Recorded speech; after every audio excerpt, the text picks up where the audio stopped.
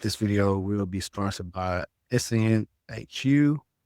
So it's 2025 and cybersecurity is still all the rage. Breaches are at an all-time high and so are cyber salaries. But there's a problem you keep running into.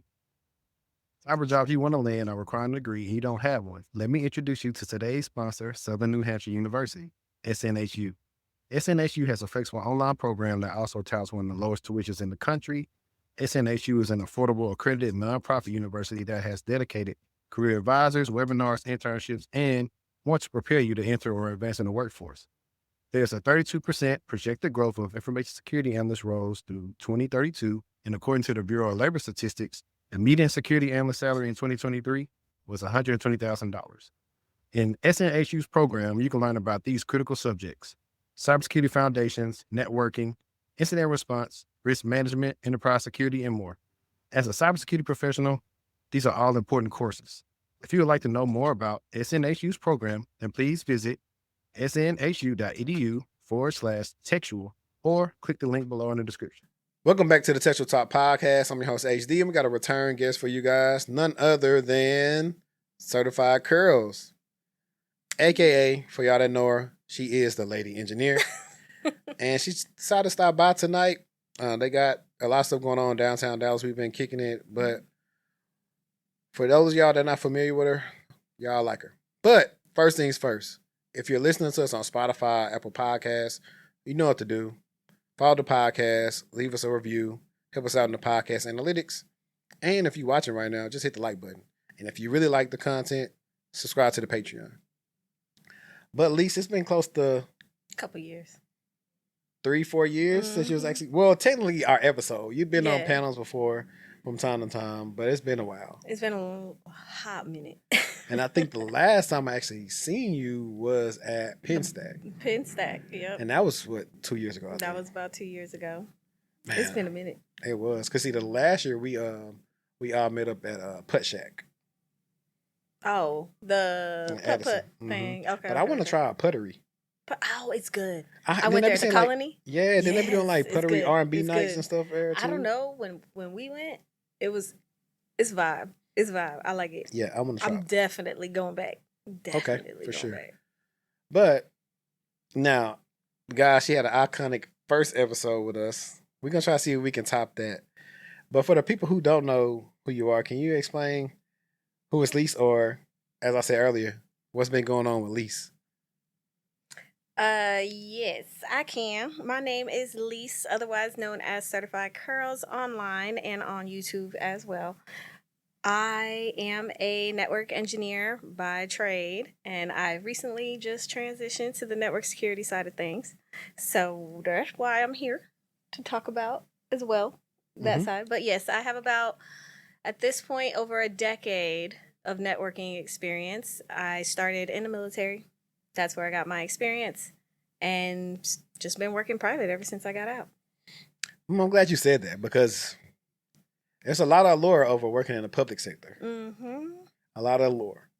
And even my homie, we talk about this all the time about, like, you know, gov tech and everything else. Like, though it's pretty stable, I could see pros and cons in both. It is. Depending on who you work for and where you work for. But a lot of times, you didn't work with them. I didn't work with these people. People ain't doing no work. It's a different side of things from the military side, the GS employee side, and the contractor side. The contractors do more work than GS The contractors do way more work than the civilian side, but I think that's a well-known kind of I don't think for everybody, you know, people, they don't know. Because think about it, a lot of those, the government don't really change technology that much. So what I've been saying in past episodes was how, you know, everybody was getting their pennies in a bunch about all the stuff for return to office for government workers and having to get into the job search. I was like, well, someone's going to be at a deficit because they don't know none of this new stuff that's been on the market. However, if you still understand the concepts behind them, you'll be straight. So the government claims, you know, there's no money in the field, but that's why they're kind of working on old stuff from the 50s, the 60s, everything that just ain't used. Yeah, if you got like the other agencies that have to upkeep with some of the new technology, you might get lucky to work with some stuff. But usually I worked with legacy equipment or older equipment we would have to sometimes cannibalize our equipment.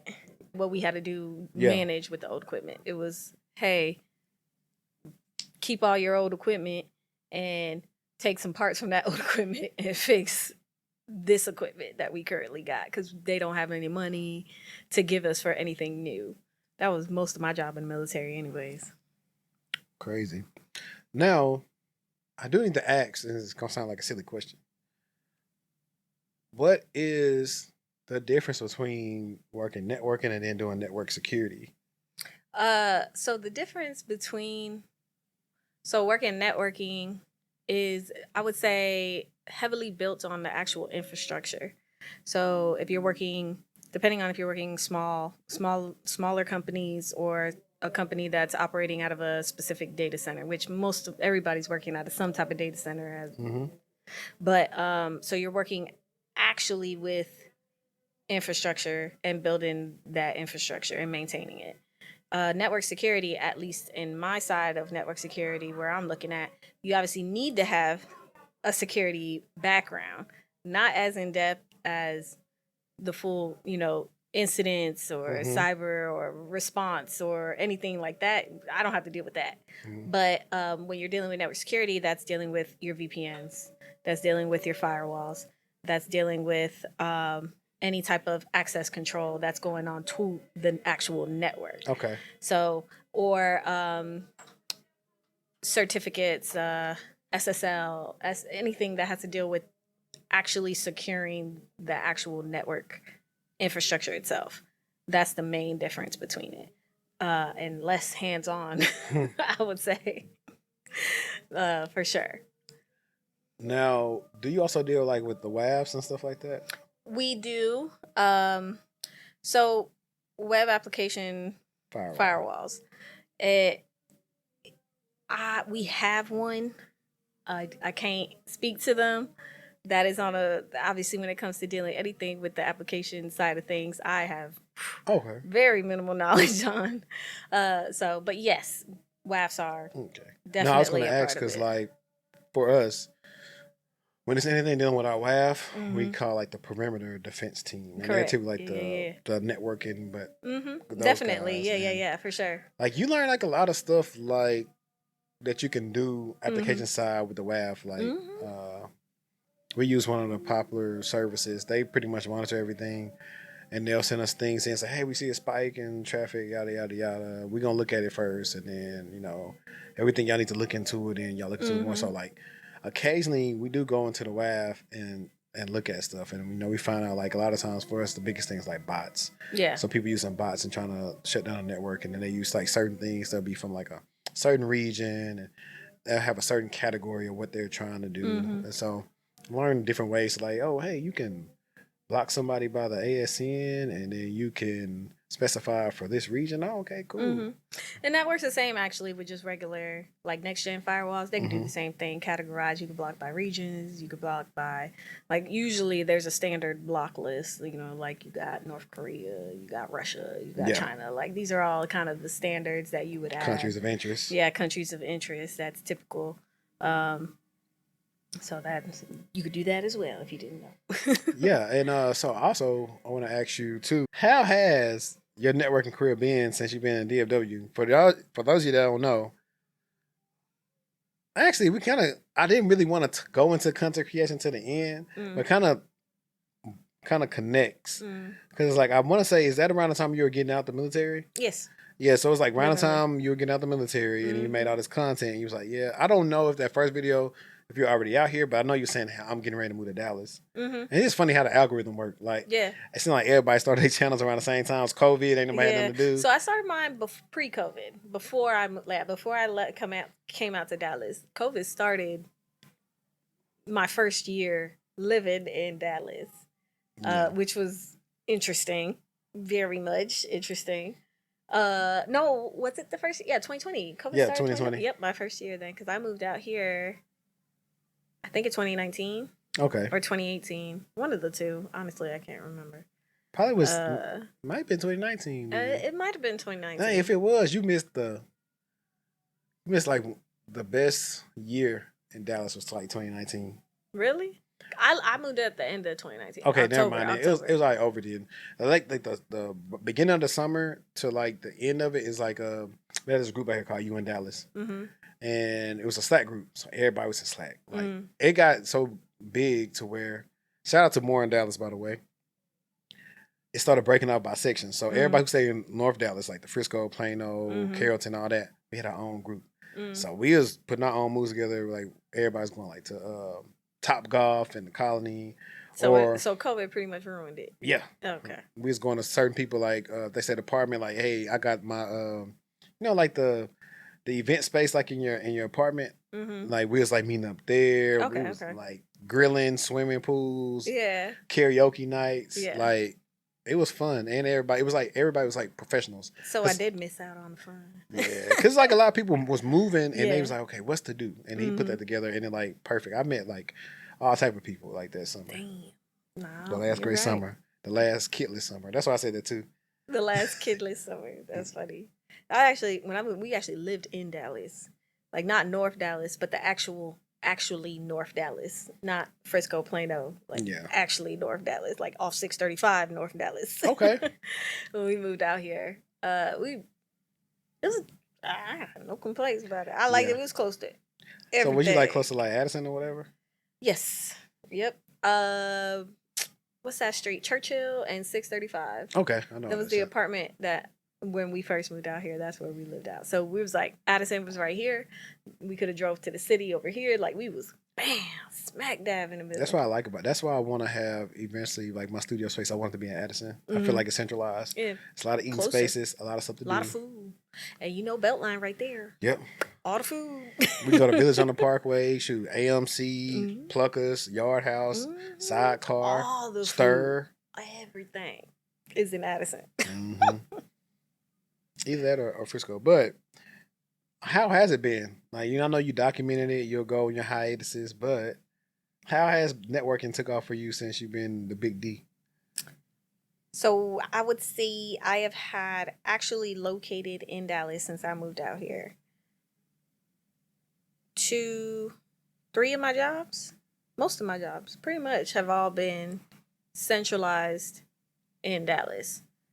This was pre-COVID. I had, a job out in Dallas at a FANG, and then I worked at Microsoft. Then I got another job with, they were all over the U.S., but headquartered here. Corporate was here in Dallas. Okay. And then they moved to another city towards the end of when I left or whatever.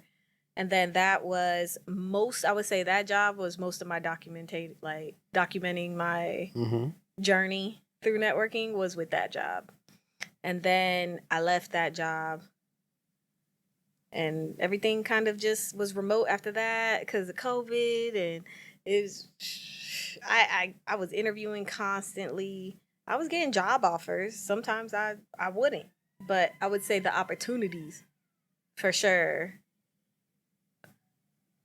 I would say that's why we picked Dallas was for the opportunities to work that we had out here. Outside, and it was the DMV, obviously, but I don't like the cold. I don't want to deal with that cost of living. No, I didn't want to deal with the DMV, so we picked that. And you're probably gonna be back in the public sector, right? Like moving to DMV, using my clearance and everything. Yeah, I probably would have stayed in the government space for sure if we moved to the DMV. But no, out here, it's not that big of a government footprint here. You got you got Raytheon, you got the smallest Boeing building ever. You got Lockheed. And you got some other like companies that work with the government agencies, but they're not the government contractors. Back in that day, so they used to have CSC in Fort Worth. But like I said, that moved to Bossier City, at least that part of it. And then, of course, GDIT took over that. Okay. I also want to ask, is there I know it's a difference in pay for you now, but does network security pay more than networking? Yes. Hands down. Hands down. Okay. It was night and day. Night and day. Why do you think that is? I don't know. That's the crazy thing about it. Well, first of all, it is my opinion, but networking in general, I feel is a underpaid industry. It is underpaid for how important it is I agree. because you can't do your job. Nobody can do their job Right. without networking. It is legitimately the backbone of any Everything. job. In every job, you can't call anybody, you can't get the internet, you can't do anything without networking. But we're underpaid in the sense of, well, cybersecurity, from what I know and from jobs and stuff, that when I looked at what they're offering for like working at a SOC versus working at a NOC, that's like the comparison that you could do between the two. So working in a NOC, I would say the average is you're definitely making less than $20 an hour. Yeah. When I started working out, it was like $50K. It's crazy. It's the pay disparity is ridiculous. But I will say, I'm not saying that security is better either. I'm not this is better than this. Yeah. It's like, I look at all this stuff like football. Everybody got to play their part. But like, I would say most NOCs don't do no work. Most the really good NOCs, they have people that do stuff. I think it depends on what company you're working. That's what I'm saying. But for most people, like I've either talked to when it came to consoles or anything, they weren't doing much in the NOC. But if you get to a NOC where you actually doing networking stuff, they most of the times are taking advantage of you and not calling you like a network admin or engineer and throwing NOC on your title so they can pay you less.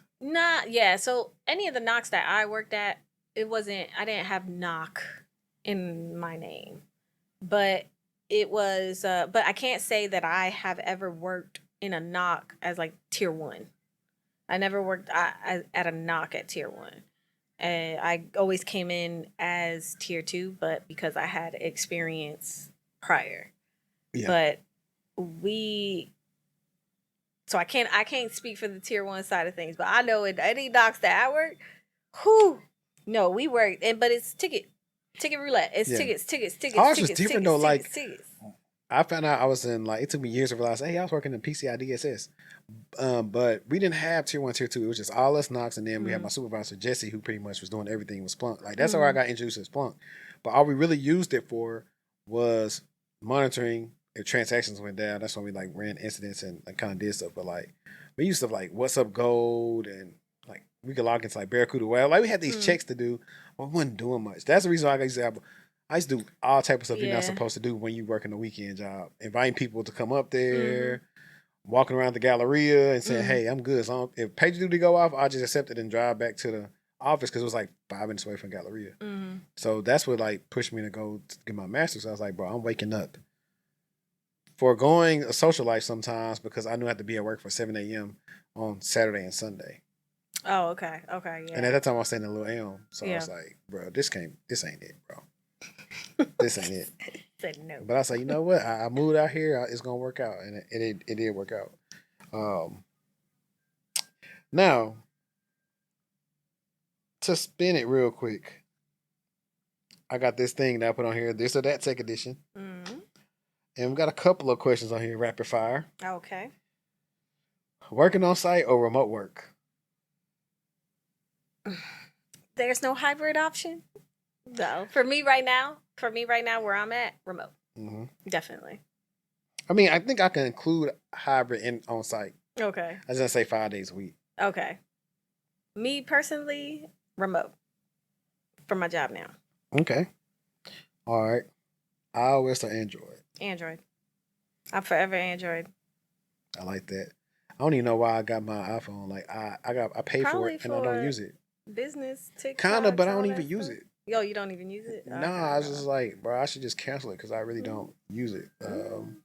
I had its perks, but now that RCS has been implemented, it's kind of ain't really. Like, and that's what I was trying to push for people to do for the longest because they're trying to clown you for your messages. I'm like, man, it ain't my fault. Like, Apple want people to get the phones. Yeah. But they had to go ahead and like agree to succumb to the power. Like, oh, I said you could be my friend or not. I don't care. You gonna see my green bubbles. I think this is a cool one for you. Cloud or on-prem? Or should we say both? Both. Definitely both. For sure. I think you added this one right here. Did I add one? MFA authenticator apps are YubiKey. Oh, I didn't add that. Oh, maybe I did. Yeah, I didn't modify that at all. I thought I took. Yeah, you I had don't that. remember that out. So you said MFA. But yeah, authenticator apps are YubiKeys or RSA tokens. See, that's an interesting one. I'm gonna tell you why it's interesting. Working in both the public sector and the private sector is vastly different. Facts. So I've worked with both physical, like RSA tokens and everything like that, and of course software. I have never, ever, ever had a physical token outside of the government. In the government, I have always had the little RSA token. The RSA token. But you got to think about it. We're in cleared spaces. We're working in classified areas. You can't have your phone. So the only thing that you can have is your physical token. Yeah. But outside of the government, if we're just working with where most people work, which is just in the private sector, probably MFA, just regular software on your phone, because it's easier to deal with. It's cheaper. You know what? I agree. Except now the fact that we got to log into so much stuff, I'd rather go back to something solid. Because the way that a lot of times they breach companies is they'll hit somebody with MFA fatigue. So if they got all the information, they just keep on doing pushes. And that's where pros and cons to both, because you're susceptible when it comes to that. You know, when you're having it on your phone, any type of attacks, you're susceptible for it. Versus an RSA token, you're not. But you could lose it. Right. And you always got your phone on you. They be like, hey, I left my token at home. What's the process? Or, between that and you know what? I got one. That's a segue into that. Smart card or no smart card, or as you call it, cat card, no cat card. Smart card. I'm gonna say smart card, definitely. If we're talking like security purposes, smart card. Yeah, definitely. I wish they didn't let me keep mine. No. I'm like, we used to have like a policy, like people. The thing was, it was funny. Like in TSA, they had the migration. Okay, everybody can use your smart cards, but we call them PIV cards. Yeah, the PIVs. Yeah. The people wasn't used to it, so there's always leave them at home. Yeah. And the only way you could relax the policy on the machine was like, hey, your manager got to agree that it's you who's trying to do this, and that's what we had to do for that stuff. So it was like a Gotti's call every day from New Orleans airport. I want to say it's like MSY. He had the coolest name. And we just knew it's the point where everybody would get him like one day in the morning, like 4 or 5. And like, Mr. Saswayo's on the phone. Go ahead and handle him until he finally like stopped forgetting his PIV card. You gotta have consequences. Okay. Mac or Windows? Windows. I'm surprised, really? Well, I don't have Apple products. There's no real point for me to have Mac. So you prejudiced. Call me prejudiced. I like what I know what I like what I'm comfortable with. I have a MacBook. I never use it. Really? Never use it. I had the option at my last job. They gave you could pick between if you wanted a Windows or a Mac. And so for me, I picked Windows. I got a corny dad joke, and I thought it through my head, but it's not gonna land. But I thought about being cheesy and funny, because I was trying to think of a way. I got both, so typically you say somebody say they like both, they buy. So I was like, I guess I'm bios. There's a new slapper right there. That's something like I thought of that. So I'm using it on the dad joke thing. Like, hey, what do you call a person that like both operating systems? You got the daddy hat too. Bios. That might be a commercial. I already know what you're gonna say on this one. So I'm gonna switch it up because that's gonna make it too easy for you. Okay. Samsung or Google? Okay, I'm gonna say old Google. I would have said Google because I really liked my Pixels. I like new Google. I haven't the last Pixel I had was the 6. I got the 9 right now, and it was trash. I was so mad. But you got the 9. So right now I got the S24. I went back. I had Pixel all the way up until the 6, and then I swapped because I was Samsung. I was like, oh, I love Samsung. Then I got Google, and I was like, oh, I like Google better. And then Google, they messed me up with the 6. They did. I like them all because the thing that sucked about Samsung is they took RCS away from like Samsung messages for that reason. So you got to use Google messages. But I've had them all. I had the first Droid. Then I had the Thunderbolt HTC, so I had 2 HTC devices. Oh, I love the HTC. I've had Samsung devices. Then I went to the Pixels. I had the first ever Pixel. I've had like 3 Pixels. Of course, an iPhone. And for me, I like the Pixel because it reminds me of an iPhone, not in the sense of feature wise, but I know I'm gonna get the updates and it just You're works. first with the updates too. Samsung is great, but it's also like that luxury car you get that's fire when you get it, and then everything start breaking, and you go in to get it fixed. Hey, you know you can get a lot of money for this car right here, and you go ahead and get the newest model. That's what Samsung remind me of, because like yeah, you know what? I kept my Pixel phone longer than I said I would keep a Samsung phone. Like that Samsung, it be fire, it be doing a lot of stuff, but you're like, oh, man, now they want to freeze on me now. But I used to like it. I always like the customization. There you go. I like the customization of Android, and I'm glad that hopefully see a resurgence. Apple started doing some customization too. Yeah, but it ain't like back in the day. I used to jailbreak my Androids. I'm using Go SMS, and you got all the different things coming in, the different backgrounds. It just was fun. It was so fun. I would always change the theme, change the way my apps look, change just everything about the phone. And you couldn't do that with I wish HTC was still around, though. Oh, my favorite. It was the last HTC I had was a Sensation. What's that? It was the touchscreen. I think the Sensation was my first touchscreen phone. I had the Joy. Last one was the Joy DNA. I don't know that one. Man, it was sleek, man. That thing was nice. Like I used to want to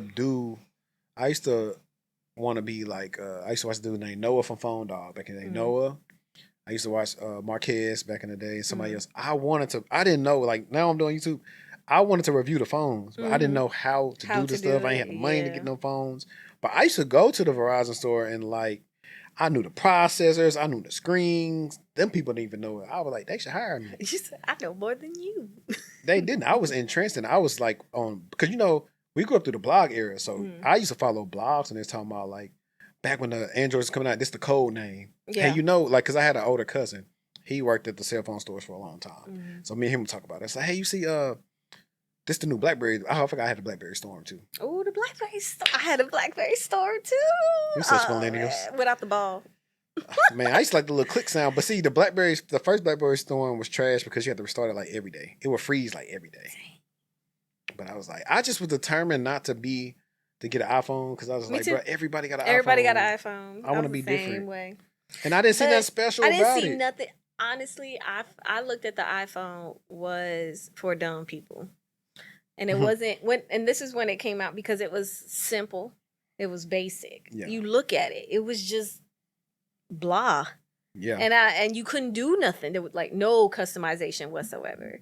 So that's why I was like, if you got an Apple, I just feel like you ain't smart enough. That's how it was. For sure. I know I had a what else I had? I think my phones in high school, I used to have like this cheap Altel phone. It was like a Samsung, whatever. Just a little flip phone. Then after that, before that I had a Go phone. Then I got a phone on Altel. Then I moved to Verizon, and my phone was an LG Envy. Oh, you had the Envy. The Envy too. So like a calculator. Yeah. I wish I had all these phones because like the Gen Z and the Gen Alphas be like, yeah, I was going crazy over there. I was like, man. I had a whole full keyboard. I had a whole QWERTY on that thing. What? You couldn't really get pictures over like internet or nothing, but I don't know. T9 text when that came out. Hey, they don't know nothing about no T9.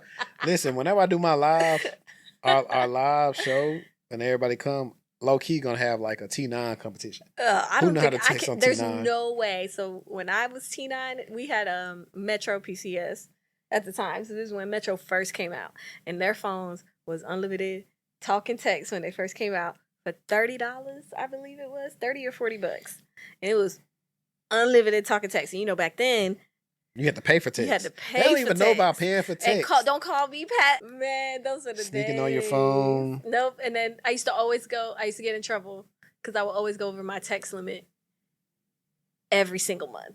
They would have to increase it because I was just Yeah. I started off, I used to get like, y'all ain't gonna believe it, but I think I started with like 300 texts a month. Me too. Then I started going over that because I was like, oh, okay, everybody got a phone. Because contrary to popular belief, texting wasn't like that back then. Like we used to actually talk on the phone. It wasn't texting. And as the texting got more popular. And because you was in school and all you could do is text. And then people stopped having landline house phones. Yep. They didn't even look. Don't let you have dial up and your mama trying to use the phone and she's telling you to get off your MySpace page because I need to use the phone. So you gotta try to get on the internet when everybody sleep. Shout out to MySpace because it taught me about coding. Mm-hmm. That's for sure. HTML was the first thing I learned how to do. My little trick on MySpace used to be, all right, I'm going to go to the page. If it's taking a long time, I'm going to disconnect from the internet because it's going to load it up. Mm-hmm. And then plug the cord back in the back. I love music. What was a couple of your MySpace profile songs? En Vogue, Don't Let Go. You was going through something with your boyfriend? No, that was just okay. Because at the time, this is when Waiting to Excel came out, and I was like, that was the song for Waiting to Excel. That was that one, and then it was Mario. I had Mario for Which a one? minute. Let Me Love You. That was Dirty Mac song. Hot minute. I was forever the R&B girl. Forever. Oh, and I did have, I don't know if you know this. Lil Wayne, it was on his mixtape, Prostitute Flange. I don't know if you know that song, but I had that for the longest. I don't think I know that one because while I was driving here, Dick Pleaser came on. Okay, yeah. Oh, so I was just like, bro, I ain't heard this stuff in like the longest of times. This mixtape Wayne. Yeah. I think I had for sure, I know what I wore out for a long time when it first dropped was My Love. My Love was like my song for sure, like that. I think I might have had Until the End of Time. I know for a fact I think I had Buy You a Drink. Oh, of course. I had a lot of stuff because that was my personality. Like my little playlist, you're gonna see what I like to listen to. I always, you know what's funny though? I actually always been more of a melody, feel good, pop R&B type of person. R&B like, pop? Yeah. Like I mean, I like rap too because I didn't really start listening to rap until high school because I could actually decipher lyrics. I tell my little brother all the time, like, bro, you don't even know what he's talking about. What are you listening to? I've never been into rap like that. Only some artists. But yeah. But see, like I ain't gonna lie. I'm an R&B girl. You know what's funny? When you kind of go back, if you really think about whoever you was talking to or liking on back in, a lot of times they was throwing some Lil Wayne lyrics at you or something in the text or something. Like all the stuff, like I had some. Is that what you used to do? Some nasty work. My work was even nastier.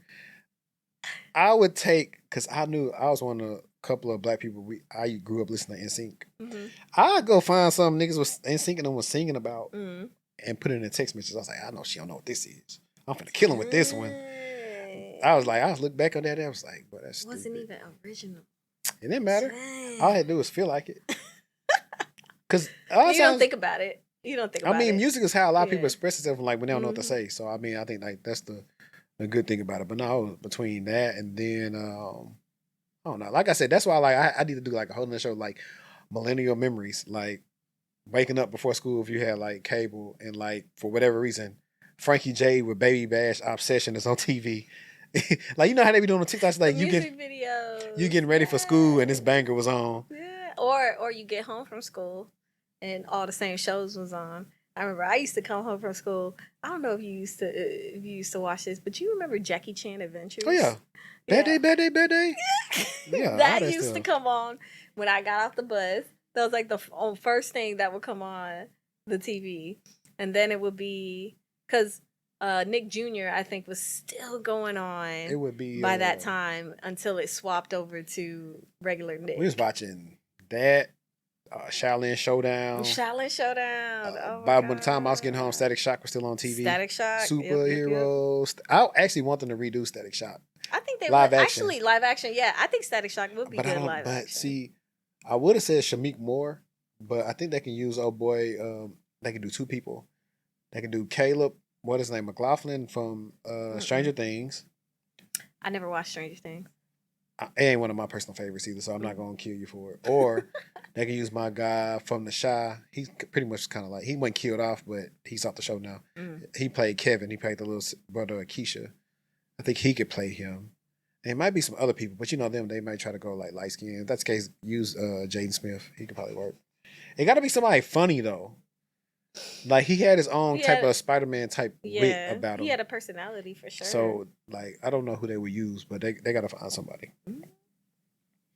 But now going back into some of these networking questions. Now I know you said like conversation was like 90 day. When you say 90 day, what you really mean by 90 day? Because I think you did a how much I've been paid video before back in the day too. Mm-hmm. So I would say when I was a network engineer and I wasn't working, this is me not working for like an ISP Mhm. or anything like that. I don't have my CCIE. Like this is not top tier networking level. Right. But I would say when I got hired on, I got hired at 75, I believe, if I'm not mistaken. I got hired on at 75K. And then, because I worked with there for a few years, I ended up at like 80 or something, like leaving at like 80. Mm-hmm. The amount of work that you did for the 80, they got that 80K for out of that, you. they got, and they bought out, we merged, right? Went from having, I don't know, 300 something locations to managing 300 something locations to managing over 800. And there's just two of us. 2 networking people. 2 systems, 2 networking, 1 cloud. And What happened if both of y'all call out on the same day? we couldn't. But I'm saying if y'all did, like If we did, man, I don't even know. We couldn't though. It was so funny. So it was just the senior and then there was me. And then but one or the other called off. Like there's just 2 people, but 2 people managing an entire network, and this is wireless. We used to have a phone guy, but that got swapped and then it ended up falling under us for some reason. It was annoying. There was obviously we had just networking. We had to manage the circuits. We had the firewalls. We had to manage everything, literally, and we had everything at our data center. We had 3 data centers. okay. Oh, so we had 3 data centers at different locations. But for that pay, there's no way. And then we was on call as well because there's only 2 of us. So we was always on call. Even though most places, we didn't have anything overseas or anything like that. Like Cali Pacific side was the latest that we had that stayed out from Central. So there's that. But any other networking role comparative to, let's say, dev or cloud or security, if you look at the comparative role that equates to that, you as a network engineer versus what would be comparative, just a standard cybersecurity engineer, right? In cybersecurity, the pay, you were at least making 100K, at least over 95. Yeah, just a regular security engineer, you probably getting 95. 97. That's what I'm saying. Like, but you should see the jobs that they're asking for network engineers are like 60K. And listen, I got a hot take, and y'all will not believe that I'll say it. They job harder than mine. And that's facts. I always felt like networking was harder than what I do. I will agree. Working with, the security, the people who did work the security team, looking at the stuff that they did versus the stuff that we did, I was like, for sure, it was more physically demanding. Mm-hmm. For sure. But I just, that's why I just think we're unappreciated and underpaid. For sure. Yeah, and just because, and that's why I wanted to leave. I don't want to leave networking. I like networking. But I had to think about my future. And honestly, I didn't want to go the CCIE route at all. And I was like, oh, well, where can I go? You got cloud networking, you got network security, you got different aspects of networking. But all the other aspects of networking make like double your pay if you were just a regular working in a data center networking. Did the day you decide to leave, what you listen to this? No. Actually, it was little Duval Smile. I'm living my best. Actually, that was the song I listened to. Yes. That's what you listen to when you put your 2 weeks in? This was my military for sure song, and then it became whenever like a job, I'm like, no, I ain't going back to y'all. Like that's what it was, because they would try to keep you. They would try to keep That's why you me. got to hit him with this right here. Oh, yep, deuces. That's we so old. We remember when this came out. I was in school when this came Yep. out. Oh man, no, that'd be though. At any job, you be like, hold on, what's that little meme? Not funny, ha ha, but funny, weird. You be like, I'm doing all this work and they getting paid this. Yeah. That's how I feel. Like when I work help desk, that's how I feel. I was like, we keeping the lights on. Help desk is underpaid. We are keeping the lights on, and these people is only doing one ticket a day. Mm-hmm. These people down here, they are getting bonuses in the company, and we're not getting Nathan. So, help desk does a lot more work in the sense of tickets and handling end user support, things like that, for sure. And do I think they're underpaid? Yeah, I don't think help desk should be making $12 an hour. No, I don't think so. But that stuff, in the grand scheme of things, and like anything working like back end, is actually not that difficult, skills wise. yeah, it's not that difficult. And it's not to shade anybody in help desk, because you have to learn that stuff to understand the more difficult things in the back end. But I think help desk in general is underpaid. I still can't believe help desk roles out here are going for $12 to $13 an hour. listen, that's call center. That's It's a call center for sure. Like I know us, I think I was getting like 19. It was supposed to be 20. And at least 20. But the thing is, they told us all. Apex got us all. Apex said y'all come on for 6 months, and then y'all gonna be getting like 30 something in the 6 months. Quad is kept. They renegotiated the contract and nobody knew. So how it worked at CSC was it was like 3 groups. Well, at least I was part of group 3. There's the first group and the second group that came in. So when it came for the first group to do their 6 months to convert, they all was doing different things. So we found out, okay, we've been deceived, we've been had. Mm-hmm. You brought them up, and that's why I was like, oh my God. So I've worked a lot of contract roles. A lot of contract roles.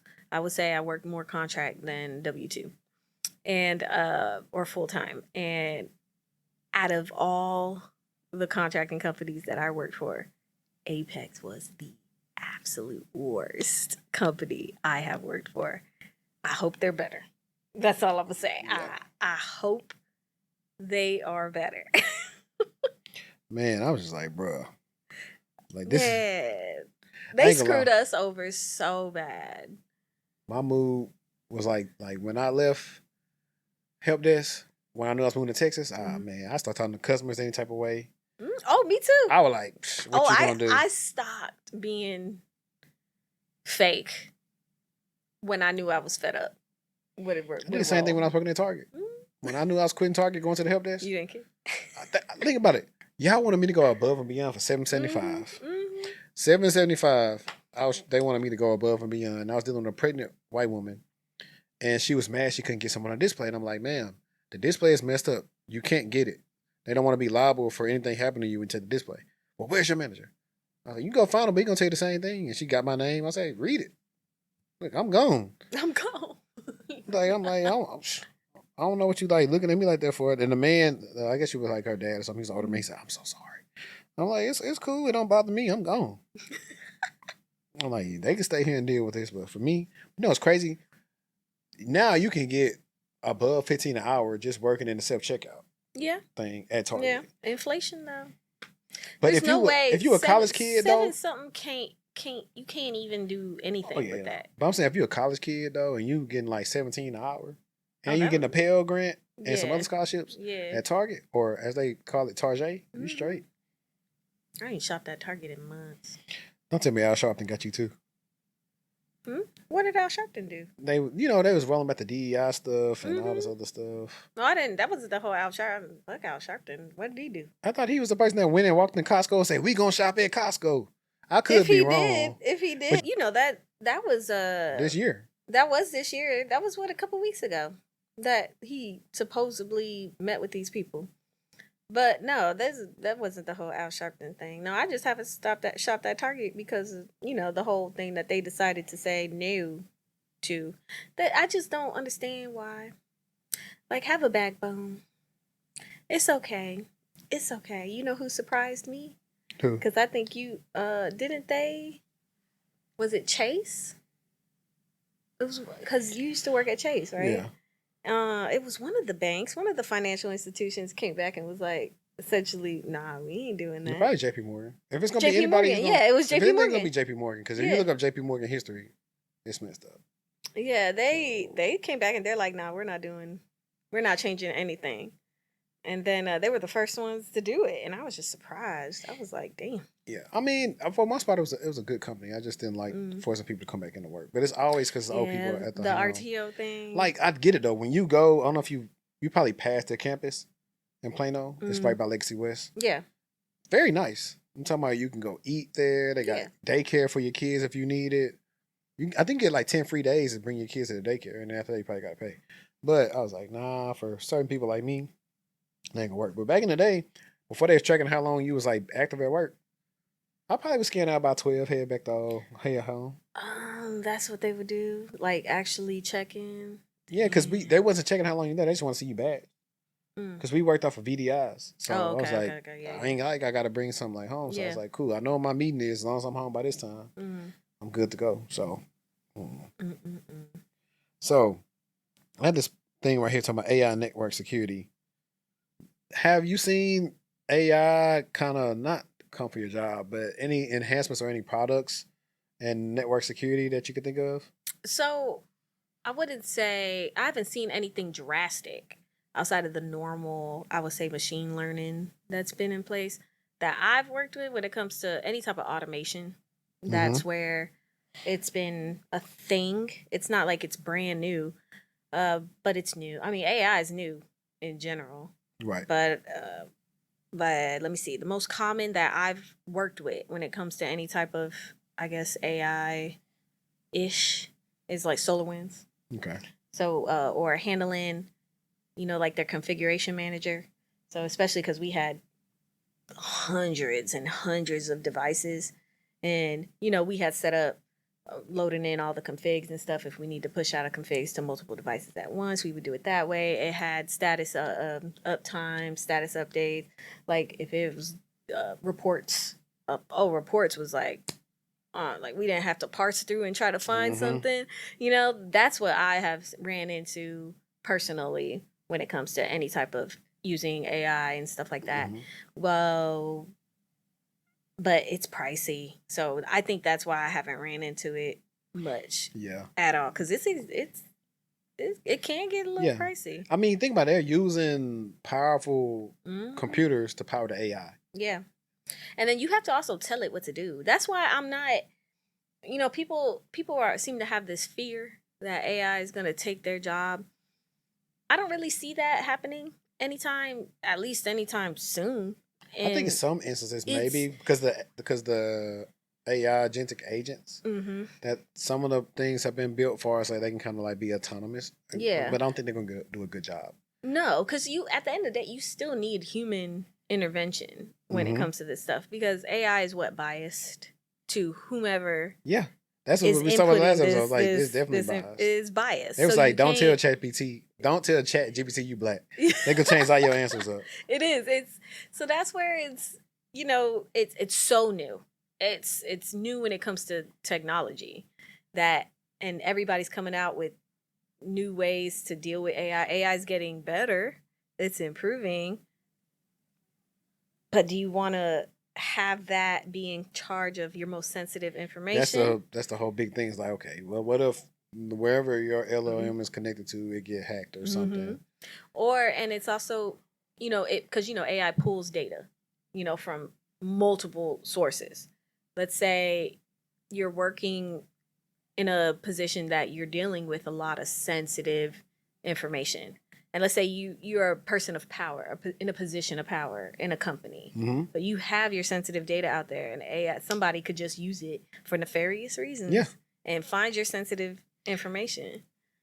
And then I was just thinking about how, let's say, they're using all these different IP addresses to subnets and all this, and that's why I always tell people on the horizon, one of the more important jobs that's going to be important is insider risk, because employees are stupid.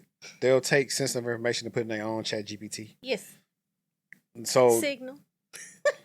Samsung did it like 2 years ago. They was putting stuff in the chat GPT and they got caught. Like, these are the things that I see why people be weary of people, like, working remote, but it's like, you gotta be smarter than that. It is. But people do, like you said, people do dumb stuff. But the thing that companies can protect against, whether it be this, like Androids or iPhones, is, hey, I ain't gotta copy and paste nothing. I just take a picture of the screen and then copy it from my phone. That's the one thing they don't have an answer for. I can see that. And that's why I'll be saying, as much as I love new iterations of technology, I always see the con in it, just because now I'm cynical and I always see how somebody can use something maliciously. Yeah. But I feel as though working in IT in general, you have a more cynical view. I agree. Because look at what you deal with. And working, sometimes you see what people do on their work computers. Oh, yeah. And you're just like, why are you looking at this? Why are you doing this? Because you realize we see what you're doing. Everything. I don't think people understand. Anything that you type, any website you go to, there is no such thing as incognito. Right. There is no such thing as using your VPN.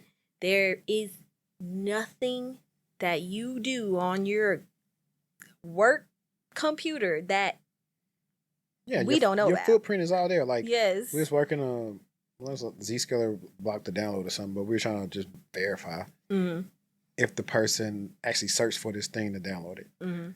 Clear enough, I just do a slight query to look for a wildcard it, and then I throw Google in there. Clear as day. Person typed in the search in Google. I was like, you're not supposed to do that. Go to the help desk. If you need anything that you need to install to make sure it's approved, just go to the help desk. That's what they're for. They got a whole thing that they sandbox and test these things out to do it. But no, they don't know. I remember when I went to like my internal company conference like a couple years ago, I told them, I was trying to explain to them what I did. I say, listen, I'm just gonna tell you this. Anything you don't want us to see, don't type it. Don't say nothing. Don't tell nobody, hey, look at your phone. Don't say none of that. Like, hit people on the side if you want something to say. Like, you might as well not even write it down. You just never know, somebody take a picture of whatever you said. It's crazy out here, the things that people do. Yes. And you peep it all. Facts. So now back into some other hot takes, right? Let's see if you're gonna get canceled for these. All right, so we got which one? And I'm not in depth of like the different devices and hardwares that these companies have, so you can state your claim for whatever one you pick. And I might be missing. Oh, I got some. I'm gonna throw one in the phrase just because. But Cisco, Juniper, Fortinet, Checkpoint, or Palo Alto. And this is where it depends on does it matter what? It's whatever you prefer. Is it in what though? That's what I'm saying. I don't know. Oh, okay. I'm just saying whatever you use. So I have worked with Cisco's, Junipers, Fortinets, Palos. I haven't worked with Checkpoints, so I can't really speak to that. The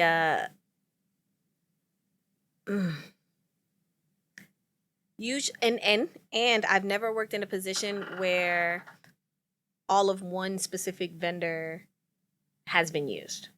So it's never been all Cisco. I've never seen that either. It's always usually been mixed. Especially when it comes to firewalls. I have not seen, the only one that I have seen was using like, what is that? Wind? Motorcycles. Oh, is that motorcycles? Okay. So I think I've seen it one time where Cisco routers, Cisco switches, Cisco ASAs, but it wasn't used as a firewall. It was used for VPN only, and Palo for firewall, which is very interesting when you think about it. But then you also have Juniper. I've had Juniper for their networking equipment, Palo for firewall. Most of the firewalls I've worked on have been Palo. Fortinet, I think Fortinet slept on. That's personally, Fortinet is slept on, but I think their marketing has been kind of like, and I think that's Maybe why needs to be they're slept on. a developer advocate for Fortinet. Yeah, it's Fortinet's actually real good, and they also, I think they catered more towards smaller to mid-size companies, and that's where I think they thrived because it's cost and very user friendly. But I had nothing against Fortinet whatsoever, and it can handle large scale enterprise environments for sure. But I'm gonna be biased. I guess I'm gonna say Cisco and Palo is probably where I'm at, and it's just because that's mostly what I worked with. Okay. But definitely, I would say Palo for firewalls, and well, no, Juniper firewalls. I like them too. I don't know. It's hard to say. Okay. It's hard to say. All right. What about this one? Search will automatically get you a job. Who said that? We've been on Twitter. Who said that? We've been on X. What? What? All you need is the trifecta. What? Yeah. No, I don't know who. Whoever says that is lying. No, certs will not get you a job. Point blank. Period. I don't even think they get people interviews no more. Like, well, depending on the certification you have, but some certifications you got to have experience to get anyway. Mm-hmm. So yes, so I'm assuming they're talking about entry level certifications. No, certifications have always been, and I think will continue to be, a supplement to what you already know and your knowledge and experience. Agreed. I'd only say I would get a cert to enhance like what I do on my day to day. Definitely. To help me out with that. Okay, technically we already talked about this earlier, so I don't know why I technically got it twice. So I'm not going to ask that. Mm-hmm. Okay, I know what you're going to pick for this one. Xbox versus PS5. PS5. I'm going to Xbox. You go at Xbox. I'm PlayStation girl. I am a girly. PlayStation 2, yeah. PlayStation 2, 3, 4, 5. If they come out with 6, 7, 8, 9, I'm probably going to be it too. I just liked how Microsoft has adopted the cloud. Mm-hmm. And how now they're like, you can get our games on Steam or whatever, like get our games everywhere. So they're kind of like moving into that range. Like eventually there will be no more consoles. Game Pass is pretty cool, you know. That's how I played South of Midnight. Yeah. I'm replaying it now. So the pros, I guess. I don't know. I like it. I know a lot of people like Xbox because of the controller. How the it fit right in your sticks are better. I don't know. The PlayStation controller fits better. I personally think once if PlayStation never has any more exclusives, but I heard they're not. I heard they're stopping exclusives. Yeah. Outside of, I think, their usual. Because that's pretty much kind of what propelled them. The God of Wars, the Uncharted. You know what I want to play? Good. I'm ready for another. Because I mentioned that earlier when you and Kirsten talked about the drones. I'm ready for another Splinter Cell. What was the last Splinter Cell? Conviction, I think. What year was that? Like 2011, 2012. That was what? PS3? PS4. 4, because it's on 360 and it was on PS4. Okay. So it went in Xbox One. Jeez, I haven't seen a Splinter Cell in You can go back and play them like on Steam and stuff. Like I got it on my gaming computer. Mm-hmm. So I actually, they had this running joke on TikTok and they was like, Louisiana beats sound like spy missions. So you go back and oh yeah, I've seen that. Yeah. So when you listen to the beats, they do sound like some spy missions. So I had went back and added 400 degrees to my Splinter Cell gameplay that I had on my thing for a while. But nah, I like stealth games. Me too. I like stealth games a lot. Yeah, I love stealth games. But I also don't like the game to take a long time. Like if I don't have a lot of time, like with having kids, I don't got all day to play. I don't got all day to play Hitman like I used to. Because Hitman, you gotta definitely wait it out to what's called people. But it could be fun. It could be. But it also could be boring too because you gotta observe what they do and everything else. I like stealth games. Those are my favorite. And RPGs. Yeah. I'm not really, you know what? I'm not the biggest RPG guy. Mm-hmm. I'm more of a if it's gonna be an RPG, it gotta be action based. It can't be turn based. Yeah, I think the turn based depends. I'm more of an action, I would say, based. Because I would say my last. I love open worlds. Have you played Nier Automata? Mm-mm. Near Automata will probably be one of the most beautiful games you ever play. Really? They actually had an anime adaptation to it too. It's on Crunchyroll. Wow. It's like the most complex, like beautiful game ever. Cause you think it's one thing, then you find out you die. Like you pretty much play as these different characters. Every time you beat it and something happens, you reawaken to play as a different character for X amount until you kind of finish like the whole story. Mm. It's pretty good. I like I said, I played on Game Pass years ago, about 5 years ago, and I was like, man, it got to me so like I would like listen to some of the songs from it because it's like it's really good. So if you was to ever just type in on YouTube, hey, tell me about Near Automata, you like it. That and Darksiders. Oh, Darksiders. Yep. I I love played Darksiders. Darksiders 2, like my favorite. Darksiders, good game. Good game. And I like Remedy. Have you ever played Control? Mm-mm. Oh, with the robot looking thing on the front. Mm-mm. She is. Oh, I might So be technically, it's like thinking the FBI, Portal. but it's I thought of called Portal. the Federal Bureau of Control. Okay. And she gets these powers, and she can control stuff. And she's trying to figure out what happened to her brother from his kid. They had these things called. I forgot exactly what they're called, like events or something like that. But the story is so good. It's like an action-packed thriller. Mm-hmm. It's really cool. It's the same. I don't know if you heard of Alan Wake. Yeah. It's in the same universe as Alan Wake. Okay. Same game maker, so that's good. And I tried to go back and replay. Not replay. I tried to play Resident Evil. What is it? 2? Nope. Hey, I got mad, bro. Cause I'm doing something. The Man in Black came out of nowhere. I'm like, all right, I'm out. Resident Evil absolutely ruined zombie anything. So I'm a chicken. Like I don't like horror games. I don't like scary movies. I don't like none of that. And I blame my cousin. This is Resident Evil, the first one and 2, that he had me play. This is when Resident Evil was zombies. Yeah. Before they became all terrified me. I hate anything zombies. I will scream. I will holler. I will do everything. And I blame Resident Evil because I was so young. Traumatized me. Yeah, I know. I was like the big Man in Black dude. I was like, oh yeah, if you can't even kill this dude, I'm like, I'm good. I'm at the point now, bro. I just look up the story on YouTube. Y'all got it. I'm taking my ball and go home. Yeah, that's how I feel about games right now. Okay. Now we talked about this a little bit, but this will probably be a good segment just for a clip. Why isn't networking talked about like cyber? I wish I honestly Is knew. it because people think it's easier? I don't think. I always say networking just ain't as sexy, and it's not. I think most people don't know what it is, and I think that's what it. I think that's what it boils down to, and there's not as many people. Networking as a whole is actually pretty small comparative to security, cybersecurity. Yeah. And the amount of people that work in it, it's since it is such a small field, I don't think you don't even think about it.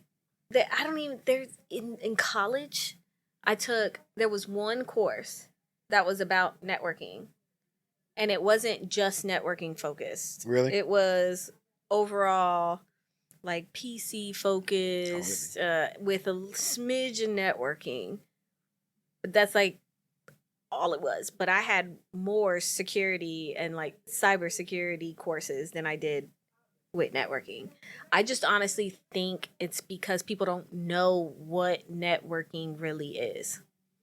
That's what I think about it. Yeah. Most of the time, I can't tell someone, a regular person, and be like, oh, I work networking. I never could. Because they're like... You can explain something like this to a 5-year-old? No. The only way I always tell people I work on computers. I really don't. I don't know anything about PCs in that aspect. Don't ask me to fix your PC. You know what's funny though? Anytime you tell somebody you're in IT or something like that, you automatically the PC technician. You automatically. My auntie, hey, my computer is doing this. But that's all you can say because you can't tell them what you really know. I'll come look at it. I'm gonna Google it. It's easy for me to explain my job because I say, hey, police officers, firemen, detectives. I was like, that's my job, just on the digital side. And honestly, I tell people it's like, oh, I set up the internet. That's the bare bones. You kind of dumb it down way. Oh, I help you get internet. Yeah, like AT&T come to your house and set it up. You just do it for the. That's the easiest way that I would say. But I think it's just not. It's so small, and It's just not talked about enough. People just don't know what it is. That's Okay. that's my view on it. Now I don't know. Do you have your Security Plus? Hmm. Security Plus, hard or easy? I remember you bringing this up. It is not hard. I do not see now. Wait a minute. I had my Security Plus in 2012. Mine Okay. 2013. I ain't Yeah. tried to take it again since. I never took it again. Is it a test that I would want to take again? No, it's not. I would never want to take that test again, which is why I just I took one that's harder though. yeah. The CISA Plus is harder than Security Plus. It wasn't difficult. And I had to get my. They gave us 2 weeks. If we didn't pass Security Plus, they gave us like a crash course of running through the freaking book in 2 weeks. And if we didn't pass it in 2 weeks, we couldn't graduate from tech school. So it was mandatory. But see, but you could get it in 2 weeks. I don't suggest you get it in 2 weeks. I finished the book in like 2 weeks, and I ain't really know much, but I was like, cool. As long as I'm getting 90 something on the test, I'm good. And that's all. Like me and a follower, we kind of we went real back and forth. I think she was not. A lot of times, people think when I'm coming in is what I'm saying. I'm like, I'm actually telling you based off of 5 years of talking to all these different people with these certifications, and why I'm saying it's easy because these are people with no background passing it. Yeah. And so that's why I'm coming from that But it's also standpoint. it's not technical.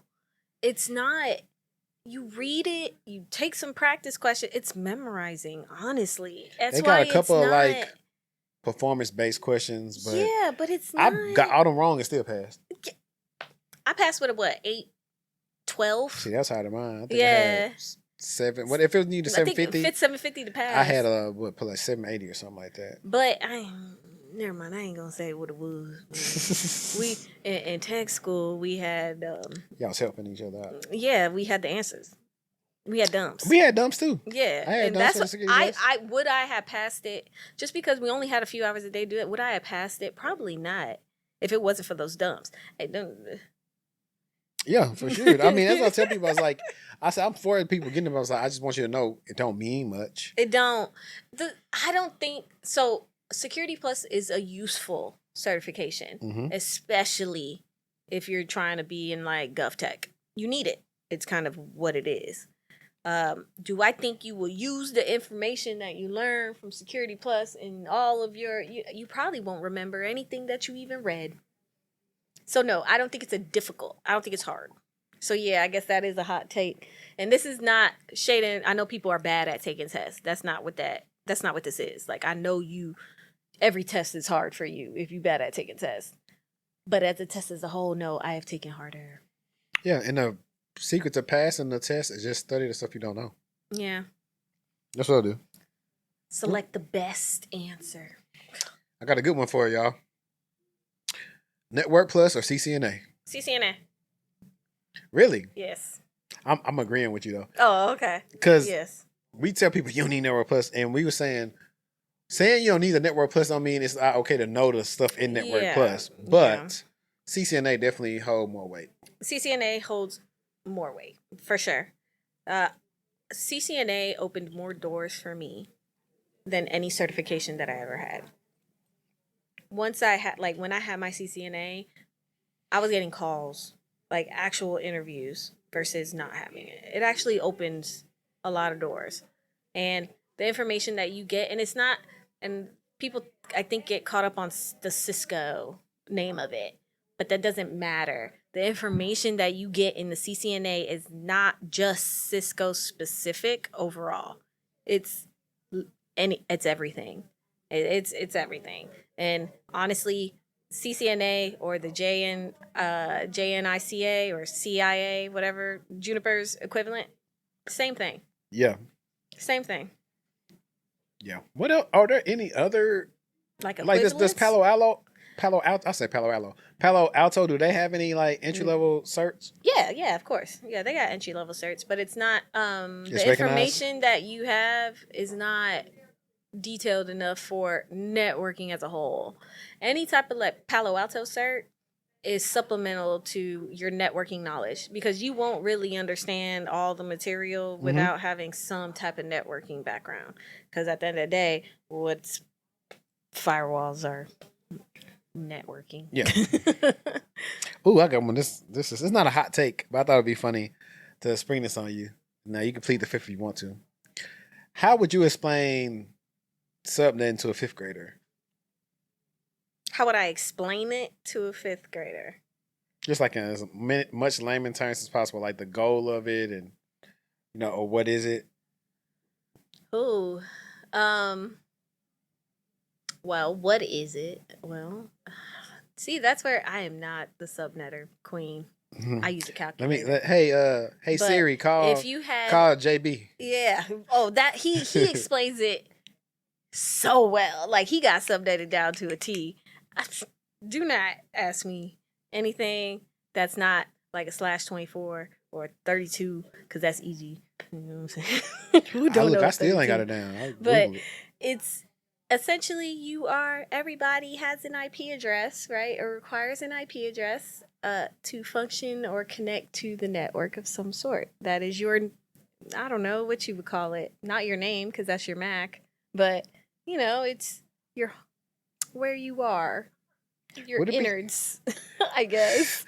And do you watch mediocre tutorials and reviews? no, Okay. is it the same thing? He says stuff like viscous innards. Ooh. So that's what that reminded me All of. the innards, yeah. Yeah. But it's like there's however many people or devices that require an IP address, you would segment, which is not a fifth grade term. See, Yeah. that's why it's so It means hard. like separating those segments. Separate. You separate it based off of how many IP addresses do you require. You don't want to have too much left over. Mm-hmm. But then you need enough as well. Yeah. Are you, and then it starts getting a little bit more complicated after that. Is it dynamic? Is it static? Is it what? See, there you go. And it starts going. So let me tell you, my simple brain thought of when you said, everybody connect and they talk to each other in a network or You whatever. need like a phone number. Would this kind of correlate to being like, let's say you got an apartment complex, everybody in the same apartment complex, but they got different apartment numbers. Correct. Yeah. Like that's a good way to put it. That's what I'm thinking about. I was like, how do we simplify this? Yeah. And I only asked you something like that because when I interviewed for Microsoft years ago, they had a question they asked me, say, hey, how would I explain the internet to like a 3-year-old? I hate those questions. But my answer would say, because I thought about it at the time, I had like 2 and 3-year-olds. Yeah. I would say, hey, the internet is like a library full of a lot of books. Mm-hmm. And in order to get what you want to see, you go select the book from the thing and read it. And the guy was like, yo, that's like the first time I ever heard the answer. Because I'm all about not complicating stuff. I had a similar interview question, but it wasn't the internet. It was, explain to me, you have an unsharpened pencil. Explain to me how you would get this pencil to be sharpened step by step as if I was 5 years old.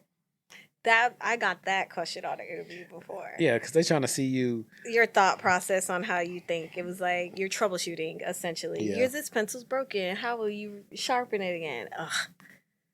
Because I can keep it. Because it's really simple. Hey, I just put in my pencil sharpener. Mm-hmm. But they don't want to see that. They don't want to hear that. They want to make sure I turn it right so I can keep sharpening. Yeah, they want to hear your entire. I was told that question was used to see how you troubleshoot. Like, how does your mind work when you're asking questions, troubleshooting, all this other stuff? Well, how did it happen?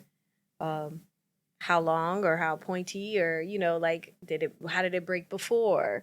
Were you pushing too hard? Is this pencil bad? Is it just, it was just, I was like, oh, this is so silly. It's just so silly. Okay. Newbies should be in office, not remote. Yes. I don't think if you are new to IT, you shouldn't be remote. They're going to kill you for that.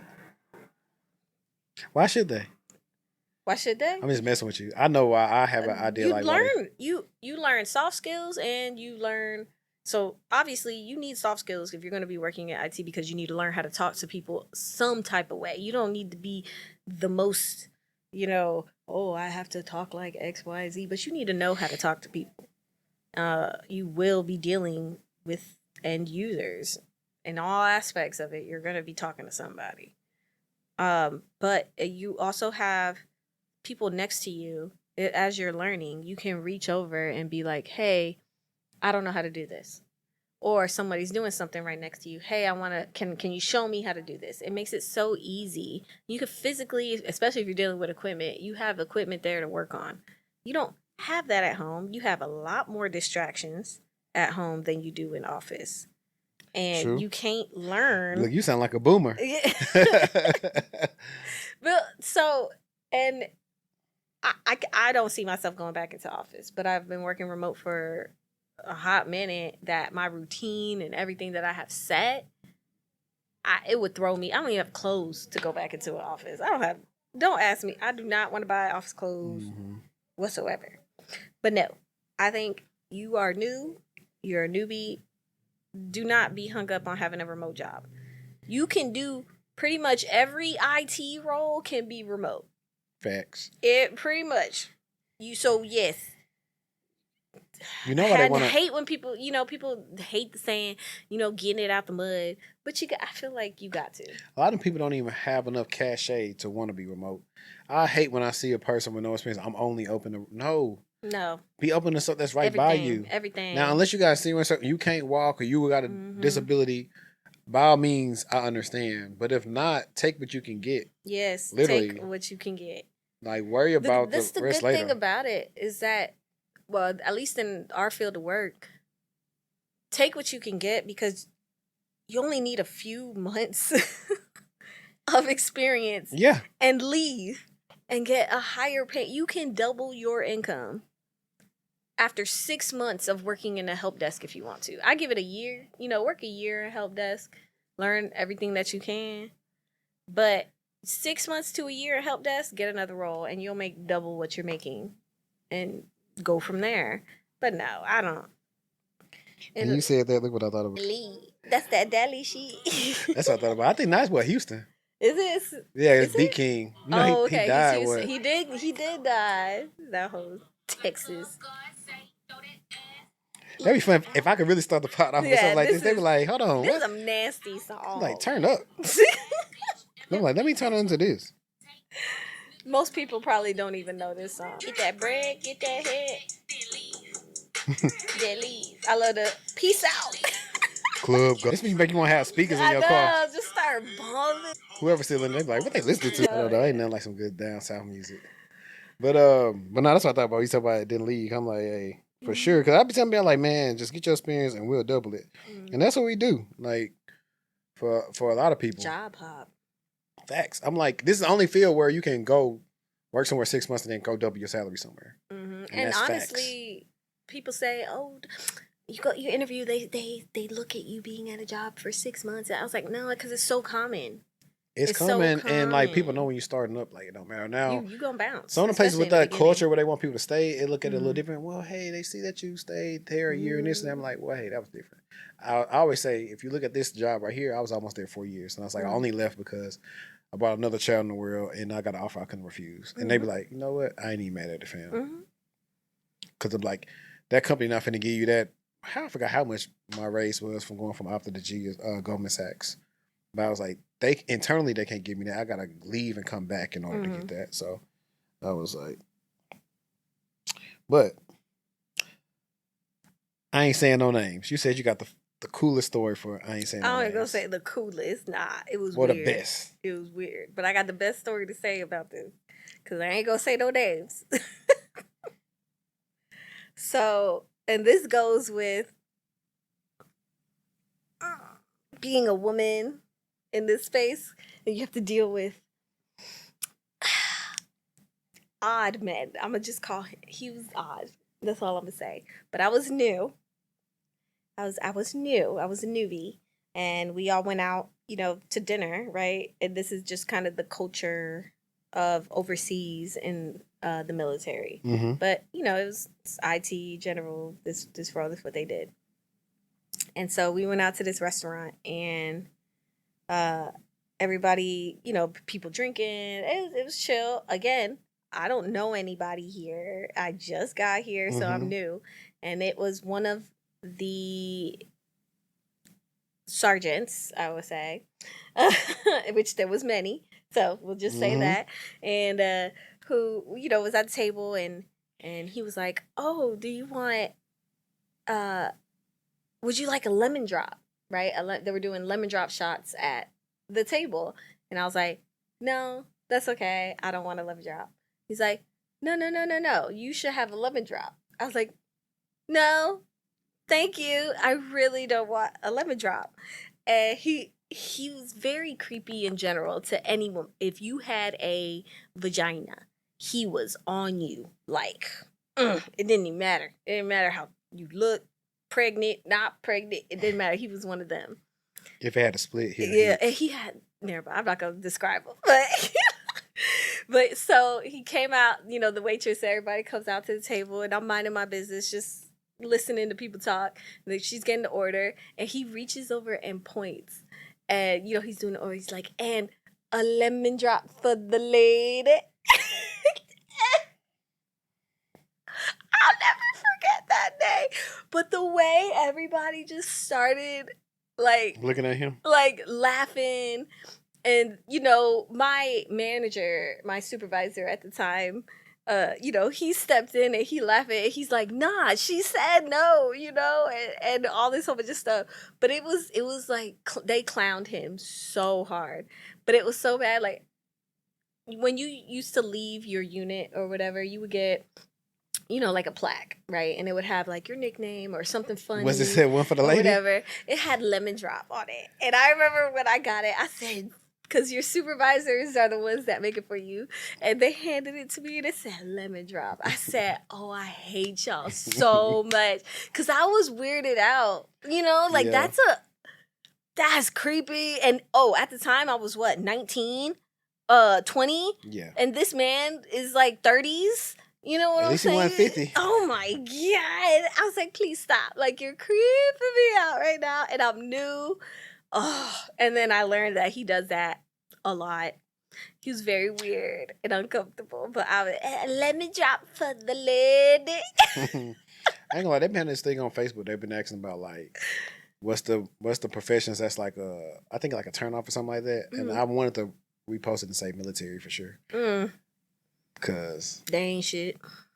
I done seen too much with them Air Force people. They ain't shit. Military people ain't shit. I feel like it's just like a big college when it comes to people being in the military. It is. I've only seen a It's couple fun. people. I've seen only a couple people find like real love. Like, I didn't know they came up there. Oh. No, well, I ain't got the remote, but yeah, like everybody gets married and divorced. You can't be in the military unless you get. Oh yeah, divorced. you got to get that extra money. Hey, I'm one of them. Stay out base. Well, nah, I married mill to mill, so I ain't getting no extra money. But what I was gonna say, but that's pretty funny though. With the guy, what was his name? What was his nickname? Not his name, but like on his plaque, did he have something like? Oh, I don't one for the know. lady? He was still there when I left. Okay. Yeah, so I don't know what his plaque is, but you know what? It's hard to. He had a lot of interesting moments, so It'd be like that though. he left an impression. I will say that. I'll never forget his name. Yeah, he probably feel bad. Well, not bad, but like no, embarrassed. He don't. I don't think so. He did it all the time. I doubt it. Bet. Well, real quick, what's next for Certified Curls? I know like you be going in and out of like creating content, and you was like on a crazy trajectory at first. I was. Like, you was killing it. I was doing real good, and then I got burnt out. I think it's very easy when you're like constant with it to get burnt out. Mm-hmm. And I'm not someone that I would say it takes anything social media related seriously. I never did. But I also didn't start doing public social media until I was much older. Mm-hmm. I would never have done this as like a teenager or something. Yeah. I don't think I would have the mental stability to deal with it. But as far as what's now, I've been posting randomly, sporadically about anything. I feel like, to be honest, because I don't look at it as a job. I didn't even know you could get paid for it when I started it. I did it because I was bored and I wanted a creative outlet. for myself. And you started getting them brands knocking at your door. I'm not really knocking, no. I had small ones, but I never did. I did. So I had CompTIA, the one that was like an Instagram one. Mm-hmm. And you didn't have to make a video for that one. I did, and it did really well. It did numbers. I was like hype. And it was and then I think I had one more after that, and then I just stopped posting, and I don't know, no, because I talked to some brands and they wanted some stuff, I don't know, and not pay, and I was just like, oh, I don't want to say that, I don't know, you know, and I could say no. I think you worked with a company. Which that, one? I don't know, do you want to say company names? I don't care. The company, the one that did that sandbox thing. Oh, SquareX. Yeah, was it SquareX? Yeah, they tried to work with me, and we went through the whole thing, and they wanted, they were gonna pay a rate and everything, but they wanted a dedicated video, and I told them, I was like, nah, I don't do dedicated videos. And they were like, well, we would really want, just let us know if you ever want to do it out. And like, they were really trying to push. Yeah, I be reaching back out to them. I was like, honestly, that video didn't do the best. One, I got to change the thumbnail, but I was like, it wasn't a lot of incentive outside of getting paid for it. Like, it wasn't like, hey, we're going to track how many people you bought or whatever. Yeah. So it wasn't a lot. It was just a flat. Yeah. I actually had forgot about it. I started making it through Loom and just started updating different parts in the video. But I like the product. I still use it though. Yeah. Yeah, I haven't. You said disposable browser all the time. It wasn't like the product itself. I didn't see anything wrong with it. I just didn't do it, and I was just like, because dedicated videos in general don't do well to begin with. And they only work like if it's in your niche and like you really get it. Mm-hmm. Like, see, I did the editing. If I would have gave it to an editor, then I think it could have been better. And I didn't really have it like scripted out the best. But that's like the thing you run into with like doing content. It is a lot, but like for me, like I tell people, like when I first started 2020, I was recording something new like every week. Like now when I do it, I'm doing content, but it's different because it's already scheduled out. And I got some, like if I didn't want to drop this next week, I can go edit the other one and drop that if I want to. So I always got to sit some on. You always got something. Like that's what make podding easier because I don't have to script it out. But now I got some content that I got to make.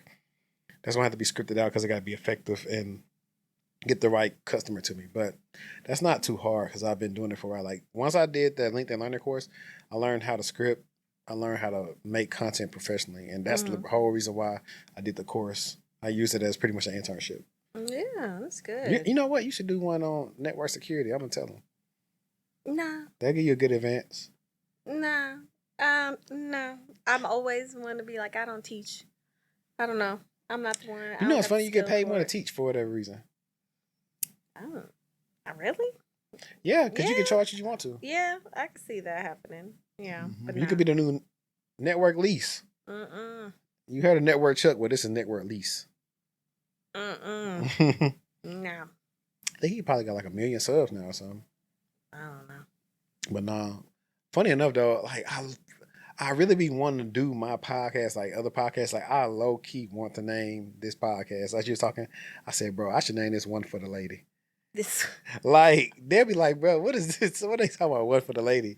Like, but I don't know. I kind of want to play around with the name and see what that would do because lemon drop for the lady. I feel like it didn't have that part come in. They were like, what are they talking about? Like, what type of podcast is this?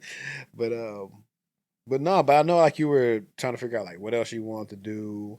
Did you want to quit? Did you want to start something else? Like I got some other channels I'm actually gonna make, but they're gonna be different. Like people like the panels, but I think I'm gonna dedicate the panels to like its own channel. Its own thing. Yeah, so I get to dedicated people whoever really want to be a part of that and do that like once a week. It's easy to do. And I think my biggest thing is, I think just how I am. This is not something I would ever want to do full time. I never had an interest for it. Kudos to people who want to do this full time. It is not me. I do not want this at all. I want, first of all, the people on the internet crazy. They're crazy. But you from Florida. And they're Yeah, crazy definitely too. crazy. And I know that makes me want to not be around the crazy. But my personality, like I know my personality. I don't like. I wouldn't call myself like anal about stuff, but I don't like the unknown. I don't like, You like to be in surprises. control of stuff. Yes. So like I like having I know how much I'm gonna get paid because I budget. Like every paycheck, I know where my money's going, how it's going, when it's coming out, health insurance. Like I have everything. Yeah, for sure. That's I have control over now I know, what I'm getting. And because, content creation, it's so up and Yeah. down, up and down. And then at the end of the day, you don't have your own platform, for example. Yeah. So let's say something happened like YouTube. YouTube could all of a sudden stop pushing out your videos. Could all of a sudden just say It's been doing that for hey, me. it's like So- because you don't have a boss, but you're So that's why a boss while is back, YouTube. I like, so whereas you saying that, like, I've always got in trouble for talking a lot. Always. So like, before even making this type of content, I used to make boxing content. So I always felt like, because a lot of people say, man, I don't know how you do it. This just seemed like something I'm supposed to do. And then I'll never get like, why am I still doing it? Like every time, I kid you not, like this probably be episode like 172 or 171, depending on when I put it out. Every night before I know I'm finna pod, I'm excited. So like it like don't, you actually get like that I'm like joy I'm ready. from Like it. I'm like Yeah. I really want to like come up here and say, yo, we back. Like I be wanting to turn up like that because of course like I am heavily inspired by Joe Budden, but it's something like I could do, and I learned a long time ago. Like, hey, I need to own my audience. So like I got a mailing list, and then of course like it funnels into the business and all these other things.